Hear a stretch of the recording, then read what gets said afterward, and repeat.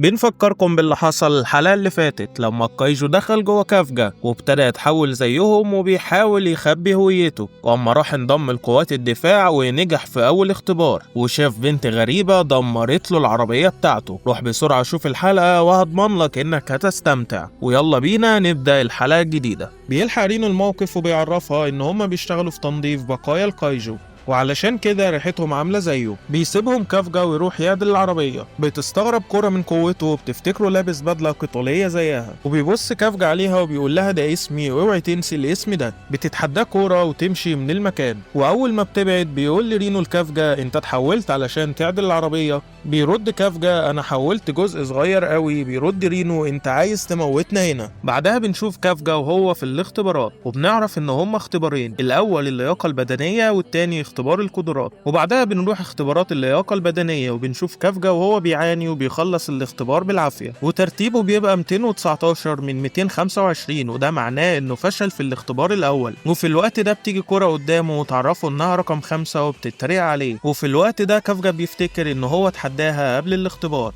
بعدها بتمشي كورا وبيجي كافجا عند رينو وبيقول له حلو ان انت ما استخدمتش التحول في الاختبار، كل اللي قدموا بيحاولوا بكل جهدهم علشان ينجحوا في الاختبار، ومش عادل نستخدم قدامهم قوة الكايجو. بس بعدها بنلاقي كافجا بيقول له يا ريتني كنت استخدمت قوتي بدل ما اتهزق من كورا. بعدها بنروح لمكتب مينا وبنشوف النائب بتاعه هو بيسلمها ملفات المتسابقين اللي بيكونوا عددهم المرة دي اكتر من كل مرة. بتبص مينا على الملفات وبتشوف ان كافجا قدم في المرة دي كمان. بعدها بنرجع لكافكا ورينو وبيتكلم رينو وهو بيقول ان في متسابقين كتير ممكن ينجحوا واللي منهم هارو اللي بيكون الاول في جامعة طوكيو، وكمان ترتيبه في الاختبار بتاع اللياقة البدنية هو التاني، وفي برضه فورو وده التالت في الاختبار، وفي كمان راغي اللي كان في المدرسة تبع الجيش وكان متفوق جدا بس قرر انه يقدم في قوات الدفاع، وللعلم ده الاول في الاختبار. وطبعا مش هننسى كورا اللي كانت الاولى في جامعة كاليفورنيا ومن عبقريتها اتخرجت وهي عندها 16 سنة بس. بعدها بنشوف ان كل الموجودين بيبصوا على كورا بنظرة تحدي، وبتروح كورا عند كافجا وتضايق فيه، واول لما بيمد ايده على كتفها بيجري الحراس بتوعها وبتضربه. بعدها بتسيبه وبتمشي، وبنشوف رينو وهو بيقول له اطمن علشان السنين اللي فاتت كان الاختبار التاني بتاع القدرات عن ازاي يتخلصوا من جثة كايجو،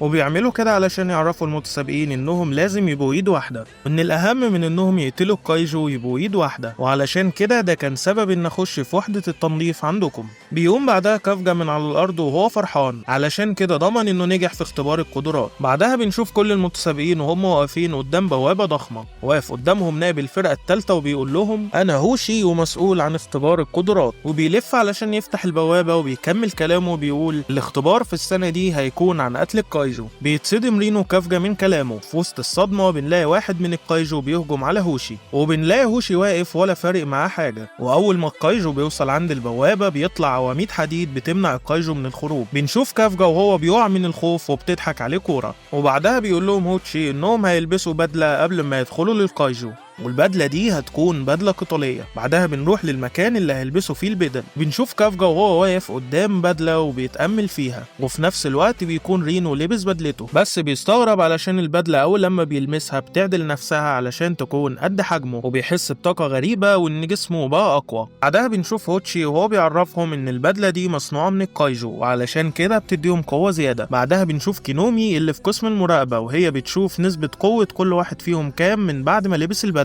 وبنعرف ان رينو قوته 8% ونسبة هارو 18 ونسبة راغي 15 ونسبة فورو 14، وبيعرفهم هوتشي ان دي نسبة القوة اللي بيقدروا يستخدموها من البدلة، وان قوات الدفاع بيقدروا يستخدموا حوالي 20% من قوة البدلة. بتقول كينومي ده بيكون كويس لو واحد بس من المتسابقين قوته عدت 10%، واحنا السنة دي عندنا 3 لغاية دلوقتي قوتهم معدية ل 10%. بعدها بتتصدم لما بتشوف ان كورا نسبة قوتها واصلة ل 46%. بيقول هوتشي ان كورا قوتها قريبة من قوة مينا، وبنروح عند رينو اللي بيبقى متضايق ان قوته 8% بس، وبيقول له هوتشي ان طالما نسبتك مش صفر يبقى هتنجح في الاختبار، وعلى العموم انا عمري ما شفت حد نسبته صفر. بتقطع كلامه كينومي وبتقول له ان كافجا نسبة قوته صفر، وبيضحك هوتشي جدا بسبب كافجا اللي كان هينفجر من كتر ما بيحاول يعلي نسبته. بعدها بنشوف كورا وهي بتفكر وبتقول هو مش عايز يبين قوته اللي وريها لي بره لغاية دلوقتي ليه. بعدها بيقول لهم هوتشي ان الاختبار هيبدأ بعد شوية، وبنشوف المتسابقين وهم واقفين قدام المنطقة بتاعة الاختبار، وبيقول لهم هوتشي ان المنطقة فيها 37 كايجو، منهم 36 ضعاف وواحد بس قوي، وان كل اللي عليهم انهم ينزلوا يقتلوا الكايجو، وان الدرون هيراقبهم طول الوقت، ولو لقينا خطر على متسابق هنفعل الدرع علشان نحميه، لكن لو حصل كده يبقى ده معناه ان الشخص ده فشل في الاختبار. وبرغم اننا عاملين كل الاحتياطات دي، انا مضمنش ليكم انكم تفضلوا عايشين، ولو مفيش حد معترض تقدروا تبداوا دلوقتي. بعدها بنشوف كل المتسابقين وهم بيهاجموا، بس بتكون كورة اسرع من الكل وبتقتل 2 من الكايجو في ثواني. وبنروح لكافجا ورينو، وبنشوف ان كافجا مش عارف يتحرك بالبدله وبيتعصب على رينو، وبيقول كافجا لو نسبتك 0 زيي كنت هتعرف ان البدله تقيله قوي. بيرد رينو عليه وبيقول له احنا لازم ننجز علشان كده مش هنلحق نعمل حاجه. في الوقت ده بيعرف هوتشي المتسابقين ان مينا بتتفرج عليهم. بعدها بنرجع لكافجا اللي بيفتكر مينا وبيقول انا لازم انجح علشان دي اخر فرصه ليا، وبيبص رينو وبيقول له تفتكر ليه هم بيراقبونا بالدرون؟ بيرد رينو وبيقول هم بيراقبونا علشان يعرفوا عدد الكايجو اللي قتلها كل واحد، بس ما اعتقدش ان ده هيبقى صح علشان البدله هتعرفهم. بيقول له كافجا يبقى بيراقبونا علشان يشوفوا ازاي هنقاتل وازاي هنتعامل كفريق واحد، وطالما قوتنا انا وانت قليله يبقى تعالى نساعد باقي المتسابقين في قتل الكايجو.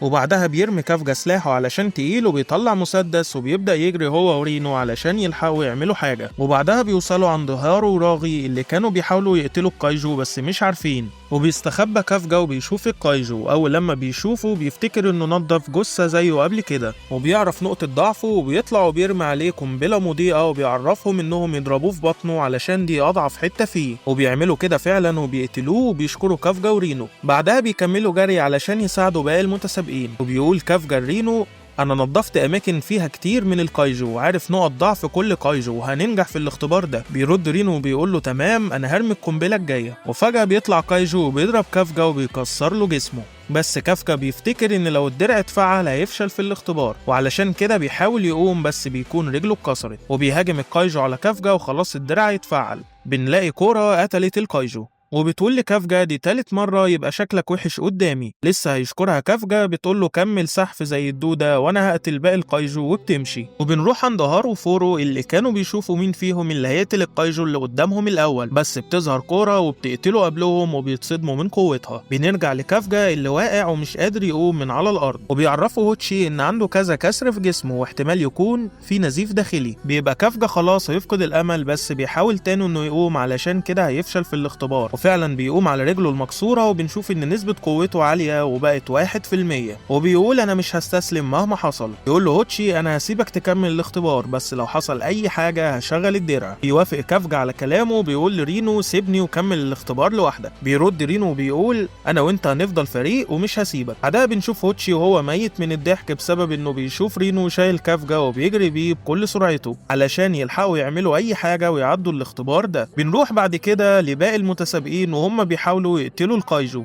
بس بنلاقي كورة بتقتل كل الكايجو اللي في المنطقة، وبسبب كده بيتضايق كل المتسابقين. وبعدها بتروح كورة عند أقوى كايجو في المنطقة وبتجري عليه وتهاجمه بقنبلة، وبعدها بتطير في الجو وتقف فوق الكايجو وتصوب سلاحها في بقه المفتوح وبتقتله. في اللحظة دي بينتهي الاختبار، وبيتصدم كافجا ورينو علشان ما عملوش حاجة. وبنروح لكينومي اللي بتقول لهوتشي انا هسحب الدرون وابعت المسعفين للمنطقة. بيوافق على كلامها هوتشي وبيكون منبهر بقوة كورة. وبنلاقي مينا واقفة جنبه بتكون هي كمان مبسوطة من اداء كورة، وبنعرف ان كورة بنت قائد الفرقة الاولى. بنرجع تاني لكورة وهي بتفكر تروح عند كافجا وتضايقه شوية، بس فجأة بيظهر وراها كايجو وشكله مميز، وده بيكون كايجو رقم 9، وبيضرب عليها رصاصة بتعدي من صدرها. بعدها بنرجع لكافجا ورينو اللي بيكونوا نايمين على الارض وبيتكلموا على قوة كورة، بس فجأة بيقوم كل الكايجو اللي ميتين بشكل غريب. بنرجع تاني الكورة اللي بتبقى ما ماتتش بسبب البدلة، وبنلاقي ان الكايجو رقم 9 واقف جنب الكايجو اللي لسه قاتلاه كورة وبيقول لها هو انت ازاي لسه ما متيش. بتقوم كورة علشان تقاتل تاني، بس بيشاور الكايجو رقم 9 بصباعه ناحيتها وبيطلع منه طلقات، وبنلاقي جسم كورة كله اتخرم. وبيأمر الكايجو التاني انه يقتل كورة وبيختفي من المكان. وبنرجع تاني لمكان هوتشي ومينا، وبيبقوا مش عارفين ايه اللي بيحصل علشان بيبقى اتسحب شويه من الدرون. وبنشوف في المستشعر ان كورا في خطر، وان الكايجو بعد ما رجع للحياه قوته بقت عاليه قوي. بيتصدم هوتشي وبيقول علشان الكايجو ده يموت لازم يكون فريق كامل بيقتله او مينا بنفسها. بتقاطع كلامه مينا وبتقول لي كينومي فعلي كل الدروع بتاعه المتسابقين ورجعي كل الدرون تاني لاماكنها، وبتقول لهوتشي انه يجي معاها لمنطقه الاختبار. وبنشوف المتسابقين وهم بيخلوا المكان وبيهربوا. وبعدها بنروح لكورا اللي بتخلي البدله تعالجها وتقلل الضرر، وبتقوم علشان تقتل الكايجو اللي قدامها. وبتفتكر كلام ابوها انها لازم تبقى قويه علشان تحمي البلد من بعدي،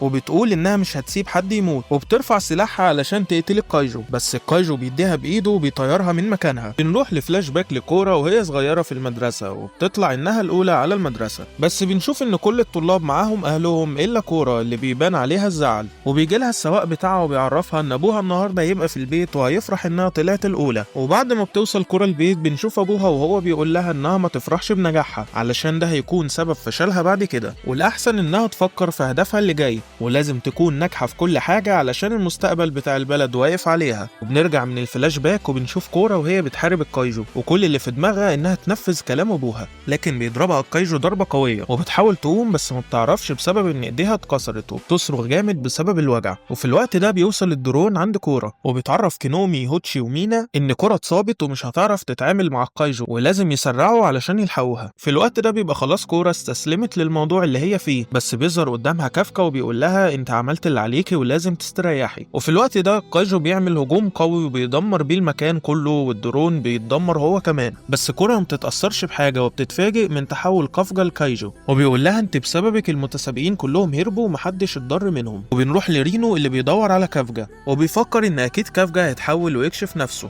وبنرجع تاني لكورا وبتقول لكافكا انت كنت كايجو طول الفتره دي. ينزل كافكا قدامها وبترجاها انها ما تعرفش حد، وفجاه بنلاقي الكايجو وهو بيهاجم، بس كافكا بيصد الهجوم بكل سهوله، وبيقول لكورا انه هيعرفها كل حاجه بس بعد ما بيقتل الكايجو. وفي نفس الوقت بتبلغ كينومي هوتشي ومينا ان في قوه غريبه ظهرت في المنطقه اللي فيها كورا، وفي احتمال انه يكون كايجو جديد. بيقول لها هوتشي احنا نقدر نشوف اللي بيحصل. بتقول له من قوه الانفجار اتضر الدرون اللي في المكان، وان قوه الوحش عاليه جدا. بيقول هوتشي ان ده اكيد بسبب ان الاجهزه عطلانه من قوه الانفجارات، والا هيكون ده اقوى كايجو ظهر في التاريخ. وبنرجع تاني لكافكا اللي بيجمع قوته وبيبان حواليه طاقه عاليه جدا، واول ما بيقرب الكايجو منهم بيهاجم كافكا ومن قوته بيتدمر الكايجو خالص، وبيقف قدامه ويقول حاول ترجع تاني للحياه. وفعلا بيتحرك الاجزاء الباقيه من الكايجو، وبينزل كافكا على الارض ويقول انا اسف انك صدقت، لكن ما بيقدرش الكايجو يرجع تاني للحياه. وفجأة بيجري كافكا ناحية كورا، وبتفتكر كورا إن كافكا بيهجم عليها، بس بيطلع إن في كايجو وراها وبيضربوا كافكا قبل ما يلمسها. وبيرجع كافكا وشه للشكل البشري وبيقول لها كويس إنك بقيت بخير، بطلي تهور.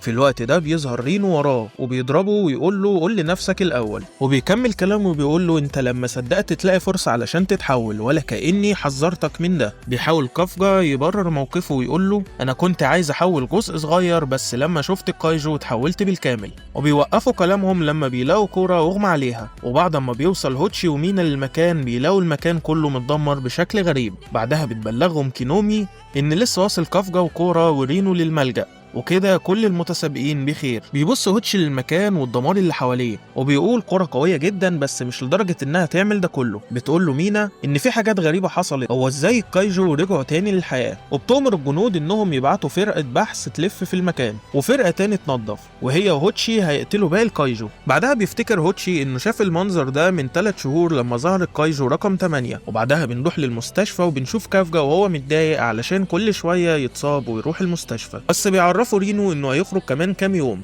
وان كورا كويسه علشان عالجوها باحسن الاجهزه. بيرد كافكا وبيقول اشمعنى هي تتعالج باحسن الاجهزه، وبيوقف كلامه بسبب انه حس بوجع في جسمه. وبعدها بتخش مينا وبتشكرهم انهم لحقوا كورا ونقلوها على الملجأ وبتمشي. ولسه كافكا هيناديها بس مش بيعمل كده، وبيستنى لغايه لما يكون من قوات الدفاع. وبعدها بنروح لكورا وهي لسه على الاجهزه، وبيخش عليها هوتشي وبيقول بسبب انك قتلت الكايجو مفيش اي حد مات. وبيسالها هو انت اللي قتلت الكايجو فعلا؟ وبتفتكر كورا كلام كافجا وبتقول إن هي اللي قتلت الكايجو. بعدها بننتقل لمكان الكايجو رقم 9 وبنلاقيه ماسك التليفون وفتح الأخبار علشان يشوف إيه اللي حصل بعد ما مشي من منطقة الاختبار. وفجأة التليفون بيرن وهو ما بيبقاش عارف يرد إزاي، بس أول لما بيعرف يرد بيتحول لبشري. وبنعرف إن الكايجو ده عكس كافجا، أصله كايجو بس بيعرف يتحول لبشري. وبنكتشف إنه لسه منضم للفريق بتاع النظافة اللي فيه كافجا ورينو. ده كان كل اللي عندي ليكم النهاردة. لو عجبك الفيديو ما تنساش تعمل لايك وسبسكرايب. أشوفكم في فيديو جديد. سلام.